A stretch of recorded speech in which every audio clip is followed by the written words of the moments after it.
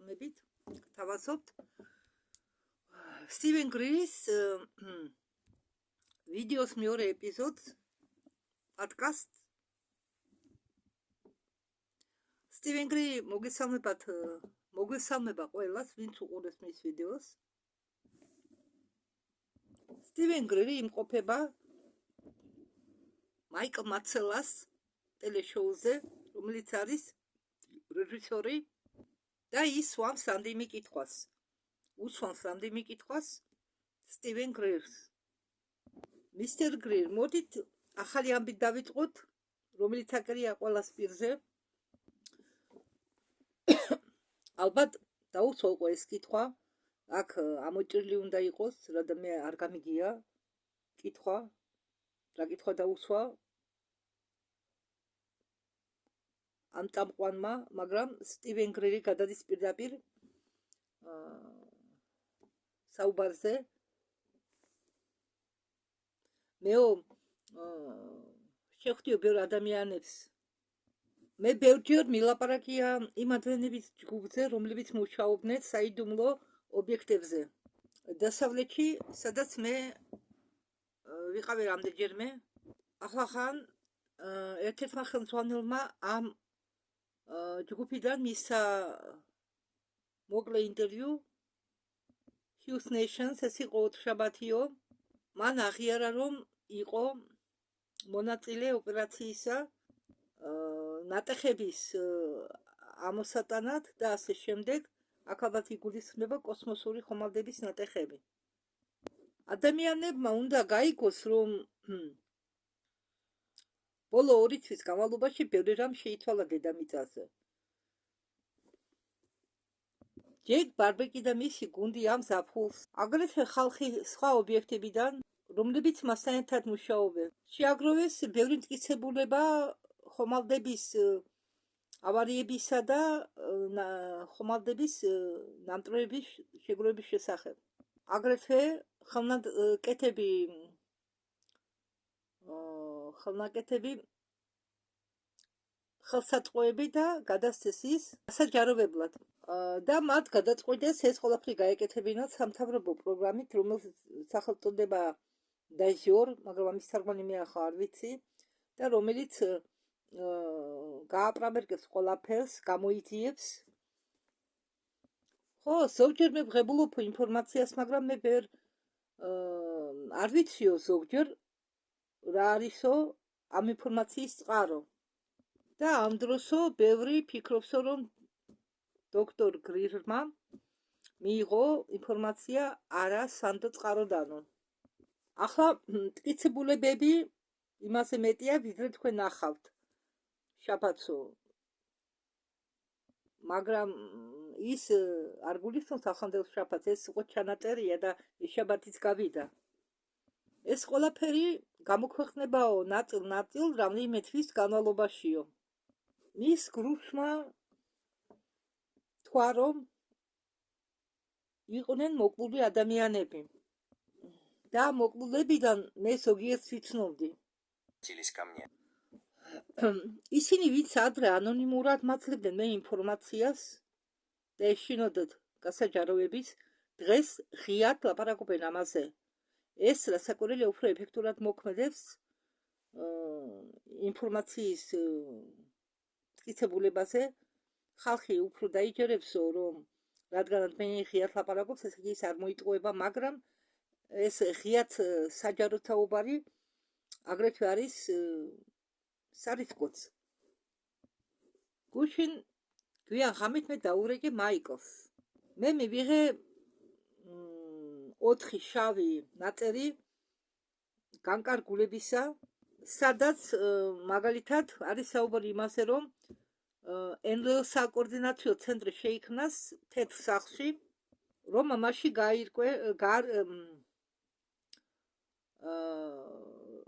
რომ ეს ყველაფერი გაირკვეს. მეორე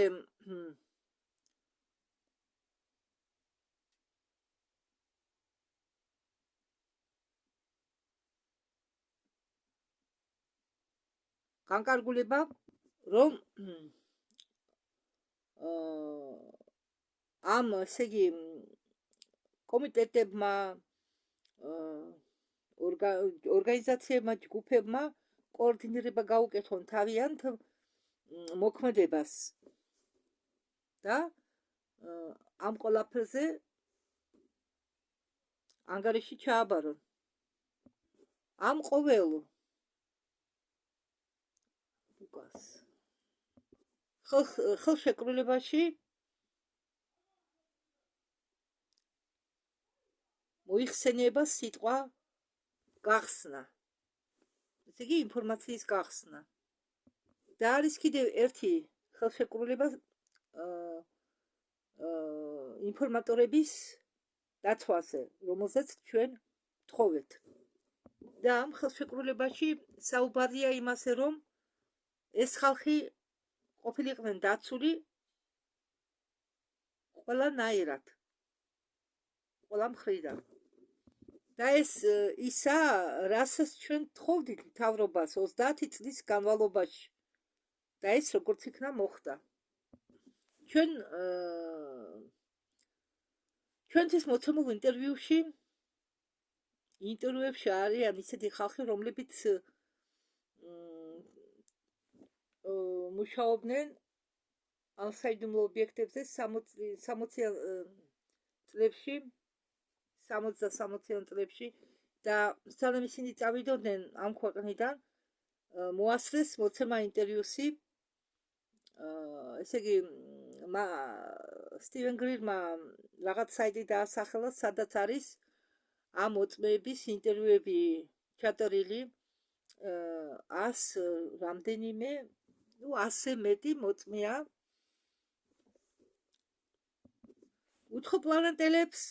უცხოპლანეტელების ხომალდს აგდებდნენ ელექტრომაგნიტური იარაღით.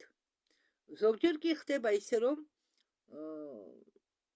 რაღაც ხელშეკრულებებს ძებენ უცხოპლანეტელებთან მშვიდობიანი ურთიერთობისთვის, მაგრამ ზოგჯერ ძალიან აგრესიულად ექცევიან ამ უცხოპლანეტელებს. ის ჯგუფი, რომელიც გამოვიდა განცხადებით, მონაწილეობდა ამ პროგრამებში, როგორ კეთდებოდა, როგორ გადიოდა ეს ოპერაციები. სტივენ გრირი ამბობს, რომ ვიყავიო იმ ადგილებში, დამნახეო ის ადგილები, სადაც იყო ჩამოგდებული ეს ხომალდებიო. ერთხელ მე ვიყავი ისეთ ადგილას, სადაც ორი ხომალდი ჩამოაგდეს. მე ვიყავი ვეთფრინავში ჯეიკობ ბარბარისი და სხვა სპეცნაზელებთან ერთად. მიახლოებით 14 თვის წინ, უკაცრავად, მიახლოებით 14 თვის უკან. არის კიდევ ერთი ადგილი ჩრდილოეთით ამ ადგილიდან, სადაც მე ვიყოფებოდი, მაგრამ ორივე განლაგებულია მოხავას უდაბნო რაიონებში, ასე რომ ეს ხალხი ამ ადამიანის გუნდიდან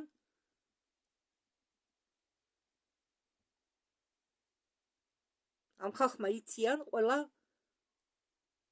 წვრილმანები ამ ოპერაციებისა.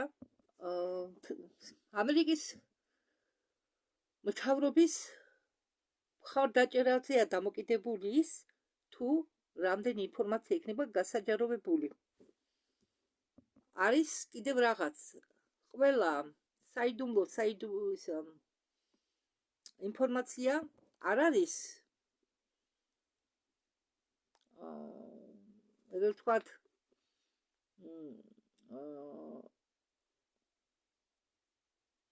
დამტკიცებული და მნიშვნელოვანი შეთანხმება, რომელიც უნდა დაიდოს ამერიკა, რუსეთსა და ჩინეთს შორის არის, რომ ჩვენ ამ სამივე ქვეყანამ უნდა მიატოვოს აგრესიული მოქმედებები უცხოპლანეტარული ხომალდების წინააღმდეგ და მათ ეკიპაჟის წინააღმდეგ. უნდა დაიწყოს გლობალური კომპანია ამ უცხოპლანეტელებთან მშვიდობიანი ურთიერთობის დამყარებაზე. აგრეთვე საჭიროა ფაქტი კოლექტიური საფრთხეებასთან დაკავშირებით, რომელიც აგრეთვე გულისხმობს უცხოპლანეტელების ხომალდების გატეხვაზე, ხაკერობას გულისხმობს. პირველად მე შეიძლება შეიძლება უცხოპლანეტარული ხომალდების გატეხვა, მაგრამ თურმე ასეც ყოფილა. ხაკერები ხომ არსებობს, კომპიუტერული ასევე ხაკერები არის უცხოპლანეტარული ხომალდების გამტეხები. და რა ხდებოდა ადრე ელექტრომაგნიტური იარაღის დახმარებით ჩვენ ვაგდებდით უცხოპლანეტელებით ხომალდებს და აგრეთვე ვკლავდით მათ. ისინი იღუპებოდა ძალიან დიდი რაოდენობით და ის უცხოპლანეტელები, რომლებიც გადარჩა, დღემდე იმყოფება ტყვეობაში მიწისქვეშა ბაზებზე. ასე რომ ეს ფაქტია. და ის გუნდი, რომლებიც გვეხმარებიან ჩვენ ინფორმაციის გახსნაში, იციან რომ რაღაც უნდა მოიმოქმედონ იმისთვის რომ ეს ადამიანები, ეს ცოცხალი არსებები გადაარჩინონ, გაანთავისუფლონ ტყვეობიდან. ხომ ისინი ახლა ჩვენარი ადამიანები არ არიან, მაგრამ ხომ მაინც ცოცხალი არსებები არიან, მაინც ადამიანები არიან. ერთ შემთხვევაში მათ ძალიან ცუდად ექცეოდნენ, დაკითხავდნენ და აწამებდნენ. ხომ ჩვენ ვლაპარაკობთ უცხოპლანეტელებზე. თუ გავითვალისწინეთ მათ ტექნოლოგიურ სიმაღლეს და თუ რამე ავარიები ხდებოდა, მაგალითად, რომელიც მოხდა რუზველტში, ეს იყო ელექტრომაგნიტური იარაღი ჩამოგდებული ხომალდი. და ეს იარაღი მათ კლავდა. ჩვენ გამოვიყენეთ ვაკუუმური მილები. 1957 წელს ჩვენ თითქმის არ ვყავდა რეაქტიული თვითმფრინავები. ჩვენ ერთხელაც არ გავფრენილავთ კოსმოსში. 57 წელს ეს იყო თანაგზავრი. კი, ბევრს ამბობდნენ მაშინ, რომ უცხოპლანეტარული ცივილიზაციები არიან ტრულად განწყობილი დედამიწების მიერ, მაგრამ ეს რომ ასე იყოს, ჩვენ ახლა არ იქნებოდით ცოცხლები და არ სუნთქავდეთ იქნება. სახელობაზე რაით პატერსონზე და პედაგოგში მე ბევრჯერ მილაპარაკი ამის შესახებ. ჩვენ საუბრობთ სივრცეთა შორისო და ვარსკვლავთა შორისო ცივილიზაციებზე, რომლებიც ათასობით, 100,000-ობით, შეიძლება კიდეც მილიონობით წლებით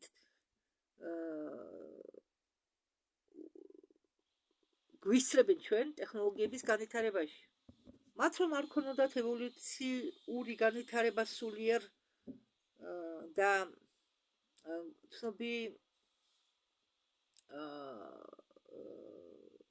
სულიერ უბრალოდ მათ რომ არ ქონოდათ განვითარება, სულიერი განვითარება და არ ქონოდათ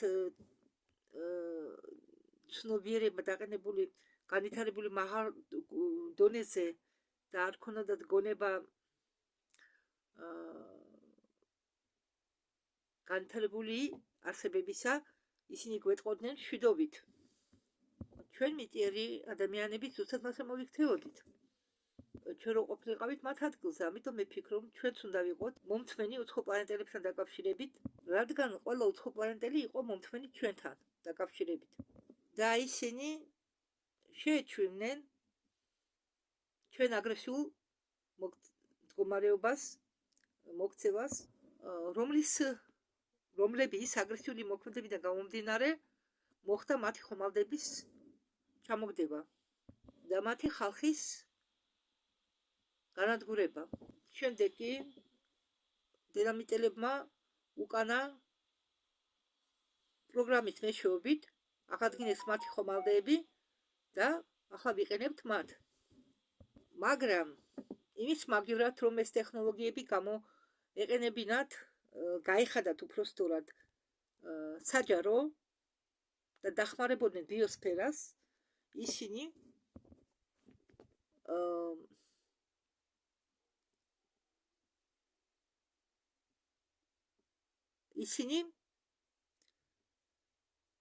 გახადენ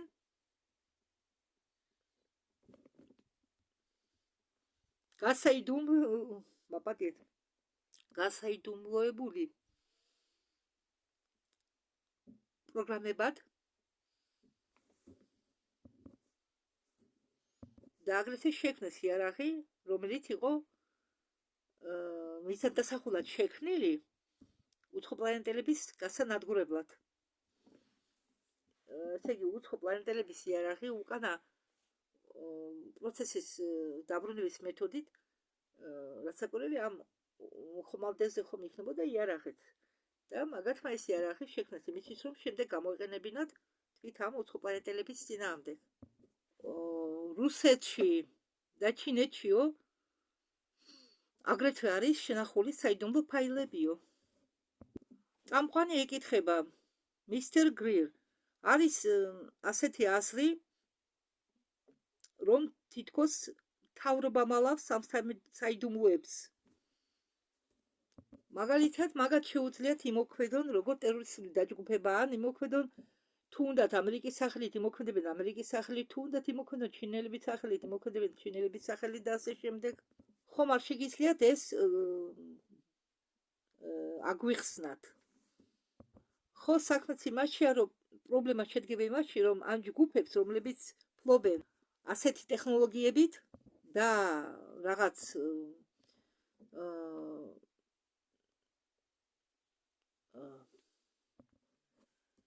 და რაღაც განზრახვებით დაიყენებენ თავი ამ ტექნოლოგიებს ძალიან ცუდი მიზნებისთვის. ბოლო 70 წლის განმავლობაში ეს იყო ძალიან ბოროტული განზრახვები, მოქმედებები, როდესაც ეიზენჰაუერი ლაპარაკობდა იმაზე, რომ გაუფრთხილდით სამხედრო სამრეწველო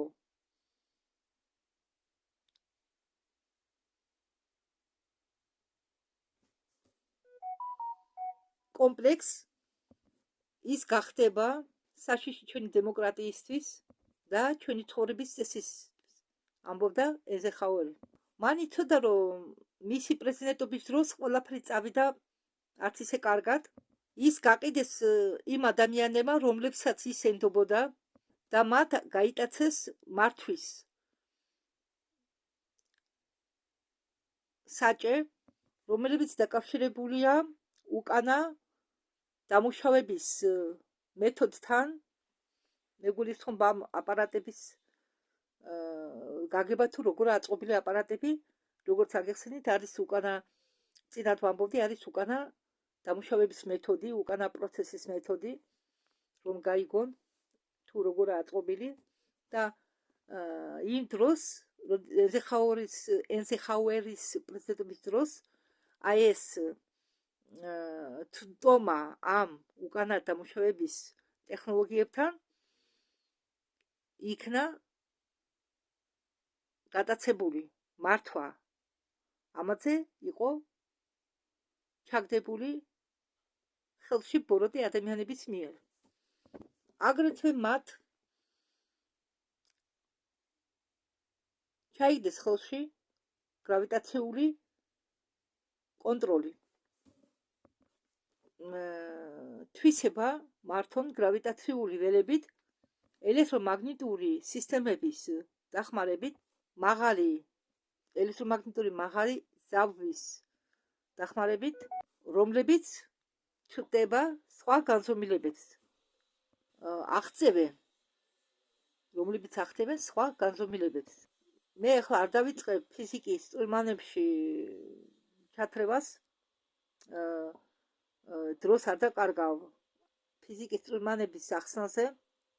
ეს გასაგები ატომურ და სუბატომურ დონებზე, მაგრამ ეს იყო მიღწეული 1 წლით ადრე ჩემ დაბადებამდე და როდესაც ისინი მიხვდნენ თუ რა აქვე ჩაგდებული ხელში, ადგენდა გაასაიდუმლოენ ეს ყველაფერი.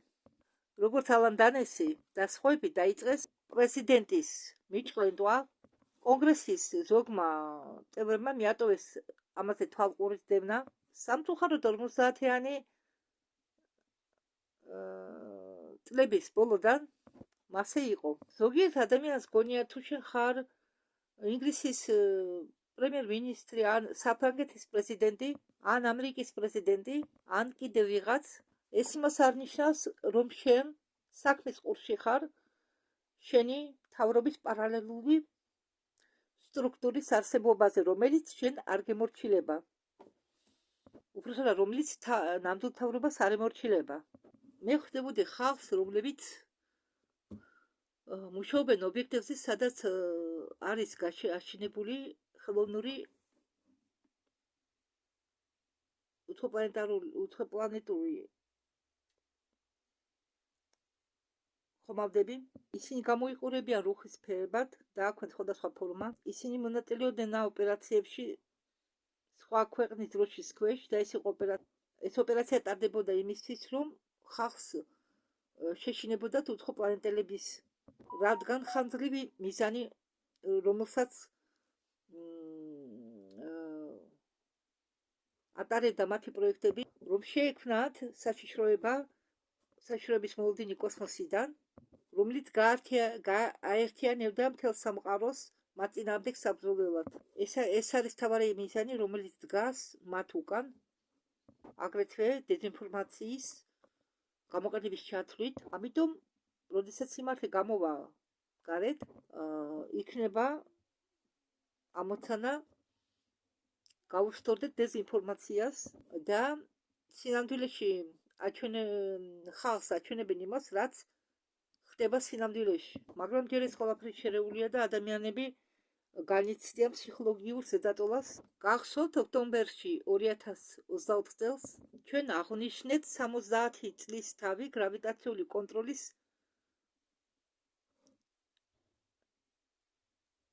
ათვისებისა და იმ დროს დაიწყეს ხელოვნური NLO-ს შექმნა, რომელსაც უწოდებდნენ საფრენ აპარატებს უცხო პლანეტელების გასამრავლებლად. ისინი გამოიყურებოდნენ როგორც NLO. შემდეგ ხალხი მიხვდა, რომ ამ ყველაფერს გამოიყენებდნენ სხვადასხვა მახინაციებისთვის.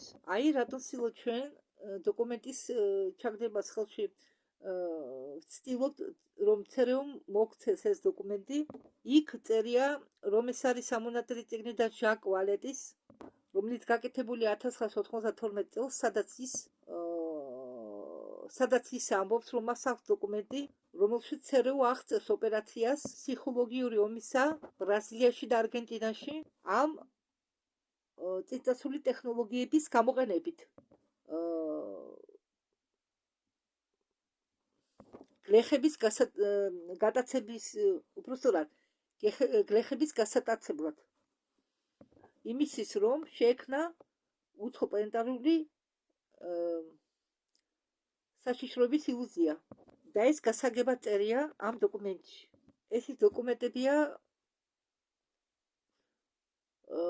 რომლის შესწავლას ჩვენ ვურჩევთ.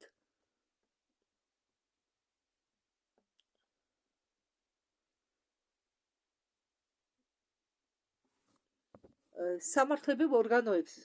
მე მინდა გითხრათ, რომ ნამდვილი უცხოპლანეტური ხომალდები და ხელოვნური უცხოპლანეტური ხომალდები, რომლებიც შეიქმნა დედამიწაზე, კი თითქოს გავლარიან ერთმანეთს, მაგრამ ახლოდან მაინც განსხვავდებიან. მაგალითად, ერთ-ერთი გამოშვებული 50-ან 60 წლებში ქონდა ზაგნოკლები და ბოლტები კორპუსის შიგნით, რომლებიც შეიძლება ნახო არქივის ფოტოგრაფიებზე ნორტონის ავიაშოუდან 1988 წელს, რომლების ანგარში იდგა 3 ასეთი ხომალდი. მათში ქონდა დეტალები. აგერ ახლა განახებთ აპარატებს. ეს არის ხელოვნურად დედამიწების მიერ აწყობილი აპარატები. ეს იყო აპარატი, რომელიც ახლა თქვენ გაჩვენეთ, როდესაც ის პერიოდის აპარატი იყო, როდესაც ხმარობდნენ როგორც საწვავს, როგორც საწვავს ხმარობდნენ ვერცხლის წყალს. ეს იყო 10 წლით ადრე, სანამ ჩვენ მთვარეზე დავჯდებოდით, მაგრამ ეს არის ორი სხვადასხვა პროგრამა და ისინი არასდროს არ კვეთდნენ ერთმანეთს. მე ყოველთვის ვამბობ, რომ მე ვარ ექიმი, სასწრაფო დახმარების ექიმი და როდესაც თქვენ გაქვთ ტვინის სიმსივნე, მე არ გეტყვით თქვენ, რომ თქვენ გაქვთ შაკიკი. მაპატიეთ, თქვენ გაქვთ ტვინის სიმსივნე, მაგრამ არის კორპორაციული ჯგუფი, რომელსაც მიუფრთხებია საზღვრებზე, რადგან მათი მოქმედებას საზღვარი არ აქვს. არ არის პოლიტიკური საზღვრები ჩვენ შორის, რუსეთ, ჩინეთ, კანადას შორის და თუნდაც სხვა ქვეყნები იყოს. მე მინდა ვთქვა ის, რომ მალე გაიხსნებაო ყველაფერი ამ მოწმეების დახმარებითო, ვინც მონაწილეობდაო სხვადასხვა პროგრამებში. მაგრამ ნამდვილი გახსნა ამ ინფორმაციებისა მოხდება მაშინ, როდესაც ჩვენი მთავრობა, სხვადასხვა ქვეყნის მთავრობები გაერთიანდებიან და ამ ორგანიზაციის, არასამთავრობო ორგანიზაციებს, რომლებიც მოქმედებენ მთავრობის ადმინისტრაციის ზურგს უკან, მათ კონტროლს ჩაიგდებენ ხელში. მთავრობები, ნამდვილი მთავრობები. ერთი მსხვილი კორპორაციის ხელმძღვანელმა მე მომართა და მითხრა, რომ ის ვერაფერს ვერ იტყოდა, რადგან მის ოჯახს და მას მოკლავდნენ. და ეს გრძელდება უკვე წელიწად-ნახევარი. და არც კონგრესმა და არც თეთრმა სახლმა არ მიიღო ზომები, რომელიც ადამიანი დაეცვა, რადგან ეს მუხარების მატრიცა არის რეალური.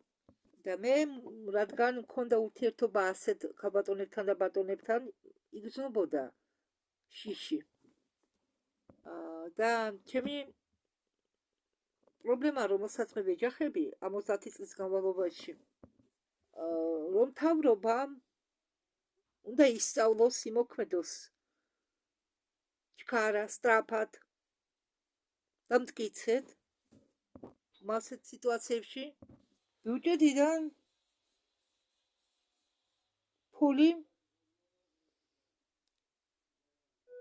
ჭამდნენ არაკეთილსინდისიერი კონგრესის წევრები. კაი, დაუშვათ, კონგრესში არიან არაკეთილსინდისიერი ადამიანები და რომლებსაც შეუძლიათ მომავალში შექმნან პრობლემები და შეიძლება სამართლებრივმა ძალებმა მოგვიანებით ამას ვერაფერი მოუხერხონ, მაგრამ აღმასრულებელი ძალა ეს არის პრეზიდენტი. პრეზიდენტს შეუძლია ამაში ყველაფერში გაერკვევს და დანიშნოს საგამომძიებლო კომიტეტი. და საჭიროა გუნდი შეაგროვო, რომ გაარკვიო თუ სად არის ჩვენი სუსტი მხარე. და ჩვენი ყველაზე სუსტი წერტილი ეს არის ორგანიზაციები იყენებენ ტექნოლოგიებს, რომ გაავრცელონ ხაოსი, წამოიწყო მომი აქ და უცხოპლანეტარული შემოსევის ილუზია შეგვიქმნა.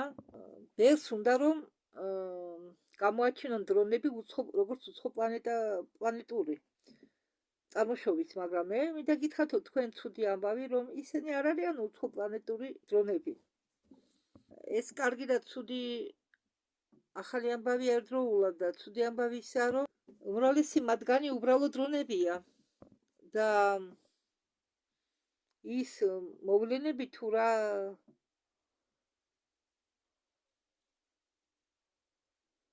მაგალითად ზოგ დრონებს აყენია ესეთი ტექნოლოგიები, შეგვიძლიათო ჩვენ ისე გავაკეთოთო, რომ ჩვენც დავეხმაროთო დრონებს, კვამლი გამოუშვასო, რაღაც მოვლენები შექმნასო.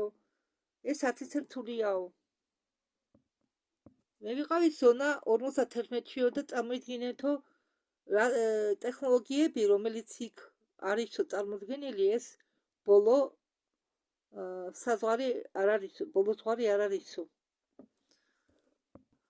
მათ აქვენ ისეთი ტექნოლოგიები, რომ შეიძლება დედამიწის მდგომარეობა გამოაკეთონ, გაუმჯობესონ, დაეხმარონ ატმოსფეროს, ბიოსფეროს. არის ამის საშუალება.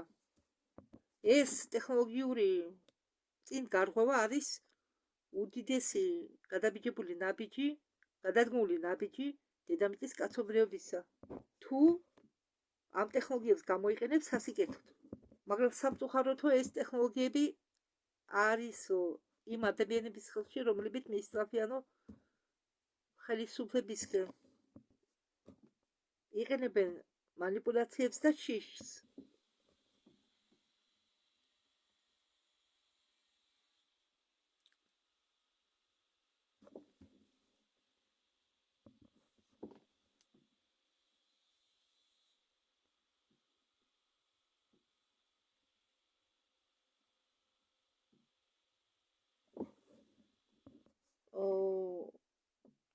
მე ვიცნობ ბევრ ადამიანებს, მაგალითად, რომლებიც არიან ძალიან ნიჭიერები და საერთოდ რაც კი ნიჭიერი ადამიანები არსებობსო დედამიწაზე, ყველა აყვანილია და გადაგდებულები არიან იმ სამუშაოს შესასრულებლად, რომლებიც ხდება ამ საიდუმლო პროგრამებში. და სამწუხაროდ ისინი მუშაობენ და საქმიანობენ არაკაცობრიობის კეთილდღეობისთვის. სინამდვილეში ისინი თავიანთი საქმიანობით ზიანს აყენებენ კაცობრიობას. თქვენ გქონოდათ ასეთი რესურსები, თქვენ მაგას გამოიყენებდით უფასო ენერგიის შესაქმნელად, ან მაგალითად როგორც ექიმი ტრავმების სამკურნალოდ და ჯანმრთელობის აღსადგენად. რამდენიმე წელიწადში ჩვენ გვეყოლებოდა ცივილიზაცია, რომელიც მოგვაგონებდა ჩვენაერ ცივილიზაციას. ის იქნებოდა ძალიან განვითარებული და ეს არის ხერხი, რომ გამოიყვანო კაცობრიობა სიღარიბიდან და ვარი გვეთქვა ტექნოლოგიაზე 1800 წლებისა, რომლებიც ანგრევს დედამიწას. როდესაც ესე იგი ანგრევს საქმიანობით, მაგალითად დედამიწისგან იღებს ნავთობს, რაღაც საბადოებს თხრის, აღმოაჩენს საბადოებს და მერე მათ თხრის, ქარის, მზის ენერგია, ატომური ენერგია. ეს ყველაფერი ვერ